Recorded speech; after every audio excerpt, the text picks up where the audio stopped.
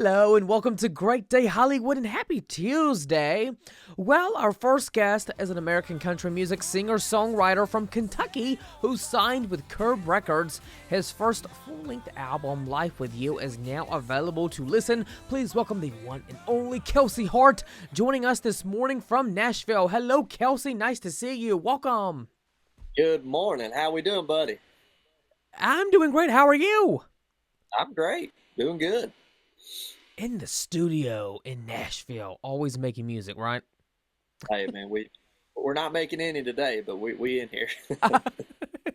Well, speaking of music and all the exciting stuff that you're doing coming out of Nashville, this is really exciting. On June 26th, you will be one of the first to perform live at Jason Aldean's Kitchen and Rooftop Bar. How exciting is that to get the opportunity and also to, perform with Roland Dixon, who's going to be joining with you? Oh man, dude, I'm looking forward to it. I haven't been, so this is going to be my first time checking that spot out. I'm excited about it. And speaking of exciting news, Yeah. you'll make your Grand Ole Opry debut on June 28th later this month. What does that mean to you, Kelsey, to get this type of honor to step on that stage and perform because so many legendary artists have been at the Grand Ole Opry? Yeah. Oh man, it really does. It means the world to me. When I got the phone call that was going to happen, just a super surreal moment, and I'm looking forward to just the whole experience, getting to take that in. I've got a ton of family and friends that's coming out that night to get to share it with. So I'm just super excited about it. Good for you. All the great stuff happening for you this year in 2024. And by the way, your debut album, Life With You, is now available. How does it feel to release your first full-length album? I mean, that's exciting stuff. Yeah, man, it's really kind of been a whirlwind. Really, I mean, we started cutting for this, or I started writing for the song or for the record a long time ago. But as far as going in and actually, cutting the album, I mean, all that it happened within a few months. We were living in the studio pretty much, and it definitely, to actually have it done after all this time, and it came out May 31st. Now that it's out, like it's definitely a great feeling, and I just hope people enjoy the record as much as we enjoyed making it. So. Now, Kelsey, Life With You was the viral hit country song and music video that so many fell in love with that you released. What made you want to also name the album the same title as your big country hit? Yeah, I think that song, it's super special to me and my wife. I mean, that was our first dance song. And also, it's the song to me that really even gave me the platform to be able to release the record. So it's the song that this, the whole record's built around. So I felt like that was, it made the most sense, for that to be the album title. Now, this being your first full-length album, how long of a process did it actually take to make the album, and what are you most proud of, from this release? Yeah, I mean, as far as the writing process, that was, that was a long time. That's been since 2016 or 17, but the recording and getting everything done, once we started the process, that was probably about a 6-month ordeal. And, I guess I'm just the most proud of, everybody that it was something you figure out pretty quick in town. It's like, it's not just about you, the singer. There's so many people that are responsible and that help get these albums done. The players, everybody at the label, management, just it's a huge team effort to get the job done. So that's probably what I'm most proud of, is just having such a good team around me that helped me get it all done. It takes a village in this industry, as we all know. Yeah, it really does. And by the way, Kelsey, CMA Fest, I believe, is underway or is right near around the corner. You will be part of CMA Fest. Is this your first time being part of CMA Fest too? Yes, sir. This is the first one, and I think we've got something almost every day, so it's going to be a lot of fun. Look at you. Yeah. This I must say this really is your year, Kelsey.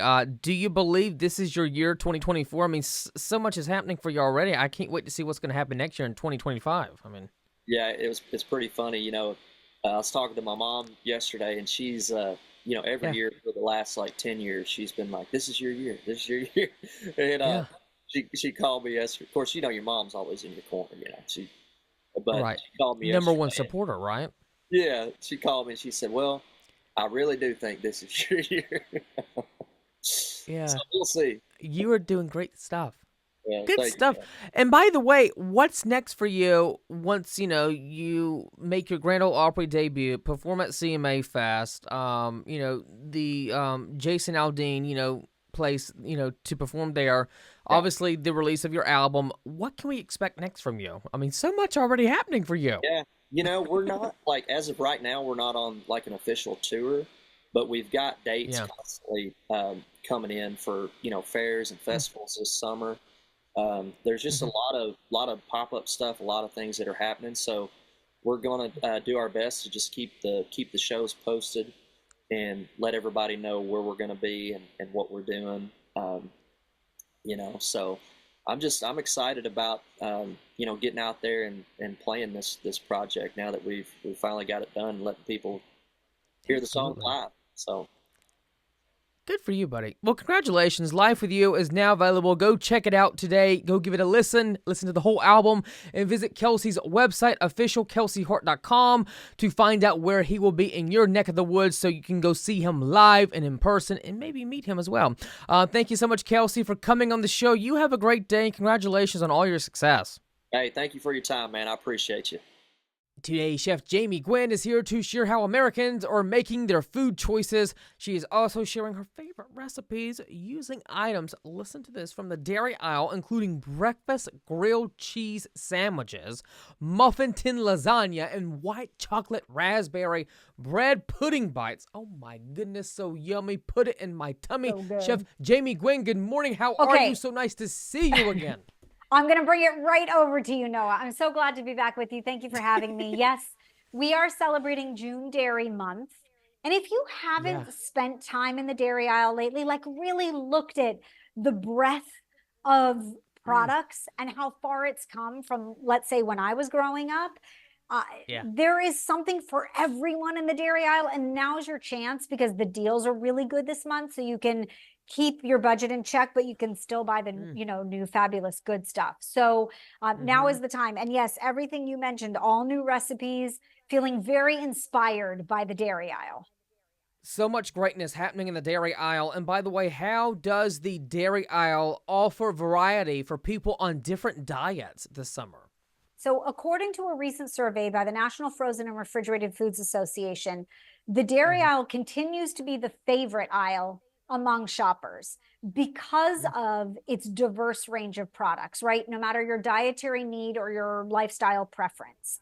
And with Mm-hmm. that said, you're going to find a little of everything, right? You're going to find the staples like eggs and milk and butter and cheese, and those are all essentials.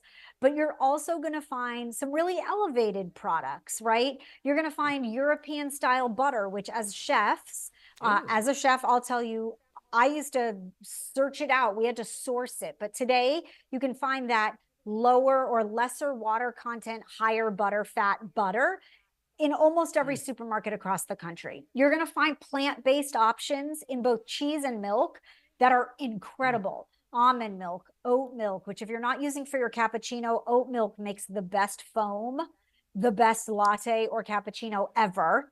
You're going to find, Ah. oh yeah. So it started actually, Noah, the popularity of oat milk rose in Mm-hmm. Europe when baristas started using it for their coffee drinks and everybody loved it. And Would you it's look at that? rich. Oh Huh. yeah, it's rich and delicious, but it's also plant-based. Um, Yeah. Coffee creamer has come a long way. No artificial Oh, preservatives, yeah. no artificial sweeteners. Like there's really good stuff that I'm using in my recipes because I keep coffee creamer in the house. I started thinking to myself, Mhm. what else can I use it in? There's a lot of beautiful options. I mean, think about Greek yogurt for a minute. Okay. This is an international product essentially, right? Used to be just the Greeks that had this like rich, tart, delicious yogurt. Now you can get it in 100 different flavors so that you get what you want, because you might like peach, but I might like key lime. You can also get 17 grams of protein in a single serving. And if you want to pump up your protein, that's the way you do it. So again, something for everyone. Now, how has the dairy aisle changed over the years? Because as you mentioned, it really has evolved as time has passed by. Yeah, it's come a long way. It's a testament to, I mean, 74% of US adults consume eggs, yogurt, and cheese. That's a big number. And it's because when you shop the exterior of the market, it is said that you eat more healthfully, right? They're refrigerated products. They're perishable, so they might have a shorter shelf life, but they're going to keep you eating better than the middle aisles of the grocery store. And what makes up the largest portion of those exterior walls is the dairy aisle. And I think that you asked, what's new and how does it elevate? How does it continue to propel us? I think there's more conversation about it today too, which from a culinary perspective, I love, because you're just, growing your culinary horizons, right? Cottage cheese is having its year. It's not even its moment or its day. Cottage cheese is having like its greatest epiphany. And I started using cottage cheese in everything. So I have a 4-year-old. I don't know if you know that, no, but I have a 4-year-old. And if you say grilled cheese, I can sell it. It doesn't matter what the grilled cheese is. So I decided to make, I decided to make a breakfast grilled cheese. I took cottage cheese with whipped cream cheese, layered it with your favorite jam. We're a strawberry jam household. Put it in a really good English muffin, which comes, by the way, from the dairy aisle. And I toasted it in brown butter in a pan. It is the best breakfast sandwich you've ever had. It is so good. This is a blistered cherry tomato toast that uses your favorite yogurt with some lemon juice and lemon zest. Blistered cherry tomatoes come from a saute pan on top of the stove. I call this easy fancy. And then if you love lasagna, make it easier. You don't need a casserole dish and lasagna noodles. You need a muffin pan and wonton wrappers, because that's the way you do it. Lots of cheesy goodness and tomato sauce. Yeah. And then you have like perfect portion control. Just enough lasagna. I love that. Such clever ideas. So good, right? There's a scallop zucchini with bacon and cheddar. Tastes like bacon and cheddar, but you feel like you're getting your veggies. This is my go-to summer side dish. And then I mentioned to you that bread pudding. This is a white chocolate raspberry bread pudding made with your coffee creamer. And it is decadent. Oh, it's just that good. Amazing. Yeah, so good. So we posted all the recipes at easyhomemeals.com. And there's a $10,000 sweepstakes, of which I am not eligible for. So you have to win. I love that you always come here and we give away money. $10,000 sweepstakes. Right. Can you talk to us about that real quick, Chef Jamie Gwen? Yes, of course. So celebrating June Dairy Month, Easy Home Meals always gives away lots and lots and lots of goodies. $10,000 at stake, free to just add your name. Literally, you don't need to do a thing but your email address submission, and that's it. And again, steal my recipes, easyhomemeals.com. Chef Jamie Gwen, you take care. You have a great day, and you have a nice summer with your family. Thank you kindly, and the same to you. Thank you for having me. June is National Candy Month, and we can't wait to celebrate with chocolate and candy. Here to discuss how treats make the summer even sweeter is our friend Carly Schildhaus. Hello, she's the spokesperson for the National Confectioners Association. Welcome back, Carly. Nice to see you. Hello, thank you so much for having me back, and happy National Candy Month. National Candy Month. I eat candy, I think, on a daily basis, so it's like National Candy Month all year long for me. But, because I just went to the store yesterday and bought Airheads. Oh my gosh, I don't know why I was craving for Airheads, but I guess in honor of National Candy Month, Carly. So, first off, can you reveal Americans' favorite summer treats? Oh, we have so many to choose from, right? I would love to. We did the hard research so that you don't have to figure out America's favorite treats for summer. An obvious one is chocolate. It's popular year-round, and in the summer, people really love it for s'mores. The other 4 treats that round out the top 5, though, are those treats that can really take the heat. So gummy candy, hard candy, lollipops, that classic boardwalk favorite of taffy. So those treats that might be a little less likely to melt in the sun. Love that. Now, Curly, how can chocolate and candy enhance summer occasions? Talk to us about that. Yeah, I mean, think about any activity that you might do in the summer, and chocolate and candy can help bring a little bit more sweetness to that. So let's say you're headed out on a camping trip, grab some graham crackers and chocolate and marshmallow and make some s'mores over an open campfire. If you're headed to the beach or the lake or the pool, something like gummy candy or a lollipop is a great thing to bring to withstand the heat there. If you're headed to a beach with a boardwalk, you can even buy taffy there. And then, of course, as you get together with friends and family, if you're headed to a barbecue, a family visit, definitely on a road trip, make sure that the treats that you're bringing are shareable with other people. So whether that's one of those packages that you can reseal that so many companies are making now, or if everybody should have their own little stash, you can get those smaller pack sizes that people can enjoy. Taffy candy is always something I like to eat during the summertime, because if I go to the beach, there's always a bunch of taffy candy, or if you go up to the mountains, there's always like taffy candy shops all around. But anyway, can you discuss the connection now between candy and emotional well-being? Talk to us about that. Absolutely. I mean, you just touched on it, right? This idea that something for you like taffy can bring up all of these different thoughts and feelings. People have a really strong emotional connection to chocolate and candy, and chocolate and candy have this really unique ability to brighten spirits and lighten moods, enhance all those occasions that we've talked about. And at the same time, though, people really do understand that chocolate and candy are treats. So in the US, people enjoy chocolate and candy about 2 to 3 times per week, which averages just 40 calories and 1 teaspoon of added sugar per day, which just goes to show that people really understand that treats are exactly that, a treat. Now, what were the top trends coming out of the recent Sweets and Snacks Expo? By the way, I must get to that expo one year. That sounds like a whole lot of fun. You can eat all the sweets in the world, right? I mean, you could just get to see all of the innovation that is on display that is so central to the confectionery industry. Chocolate and candy companies are constantly innovating.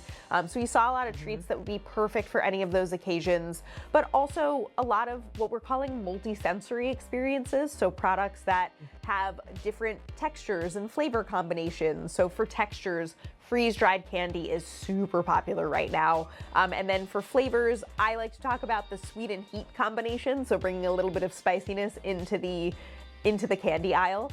And then, of course, everyone wants to know what is going to be the hot new product that is super popular on TikTok and Instagram.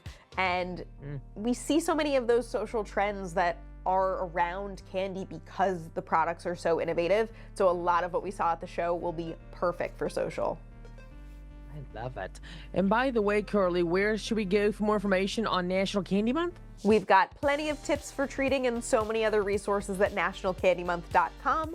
And then please join the conversation on social using the hashtag National Candy Month. Nice. I love it. By the way, Curly, I love your bob haircut. It looks adorable for the summer. Thank you. You're always adorable. Well, Curly, it's always so nice to have you on the show. You take care, my friend. You have a great day. And I will see you back for Halloween. That's right, Carly. I'll see you then. You should dress up for us. You should dress up on the show for us. I know that, you have a lot of these, tours that you have to do, but maybe we could schedule something at the very end of the tour and you just dress up with us. We can talk about it for sure. Yeah, it'd be fun. All right, Carly, you take care. You have a great day. Nice to see you as always. Have a nice summer. Thank you so much. Same to you. Happy National Candy Month. A new book hitting shelves this week is titled Louder Than Words. It tackles the complexities of being human by examining the choices and mistakes that we all make, the forgiveness that we all need, and the redemption we all deserve. New York Times bestselling author Ashley Woodfolk and actress Lexi Underwood join me this morning via Zoom. Welcome, ladies. Good morning. Good morning. So nice to have you both join me. So first off, Ashley, Louder Than Words has been called a new age gossip girl. How do you feel about that comparison? And why was the harmful nature of gossip something that you really wanted to explore in this book? Gossip Girl came out when I was in high school. Yeah. back in the day. And I really think it's a kind of perfect comparison to this novel, just because Gossip Girl similarly dealt with rumors in school and the harmful nature of them and how they could travel very quickly. I think now, with the advent of social media and, podcasting and all of these sort of additional technologies, if anything, news is traveling even faster, and especially rumors, especially bad news, right? Travels even faster. And so that was what we really wanted to touch on in this novel. And I feel like I should pass it over to Lexi to talk about, just because this was her, this idea was her idea. And then I was kind of brought on later on to help bring it to life. Yeah. So for me specifically, I got out of high school maybe 2 years ago. So all the feelings that I felt in high school are still here and just, yeah, they're here. Fresh. They're very fresh. And so I Right.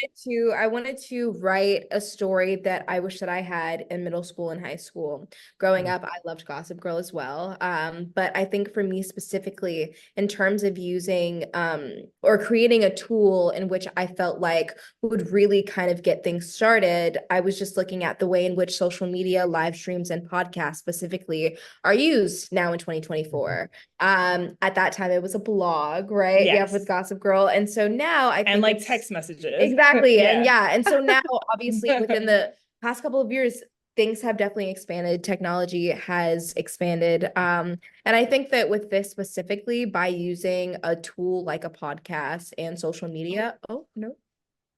Oh, the lights of it all. Hello, lights. Hi. What happened? I think they're motion sensors. So. Yeah.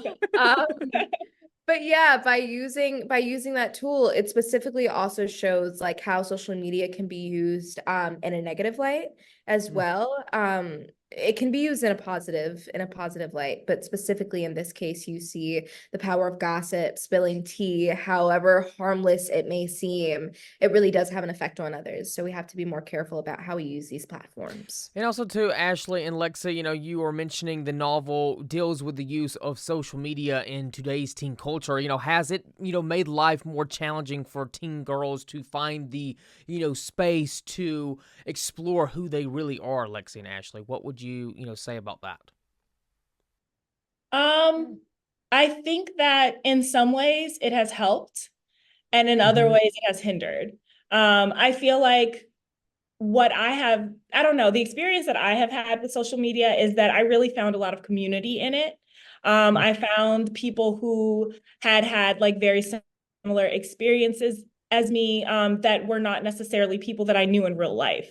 And that was really grounding, I think, for me. I feel like something that really comes to mind is I was on Tumblr sort of in like the early days of Tumblr, and that really affected me because I felt like I had found my people in a way that I didn't necessarily feel that I connected with people in real life. And so I think in that way, it can have a positive impact, right? Like all of these things have two sides. They're two sides of the same coin.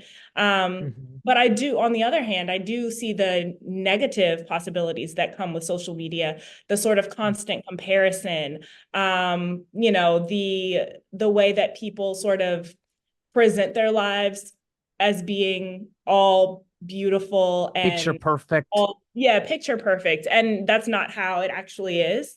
And then you're comparing yourself to an incomplete picture, So yeah, I think it can be both, a little bit of both. I don't know, Lexi, did you have a similar? Yeah, I mean, I definitely think that it can be both as well. I think that I will say right now, as social media continues to grow, it looks even different than it did when I was like 13 versus now.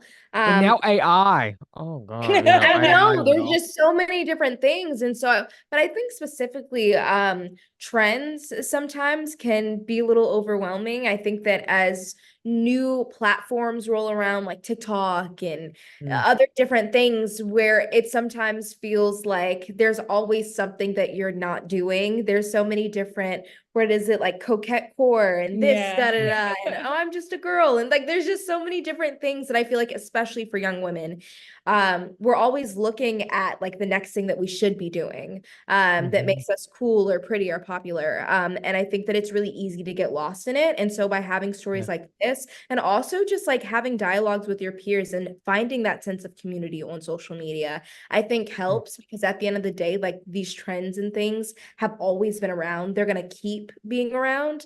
But at the end of the day, it's really how you internalize it and how you look at it, because social media also is just kind of a facade most of the times.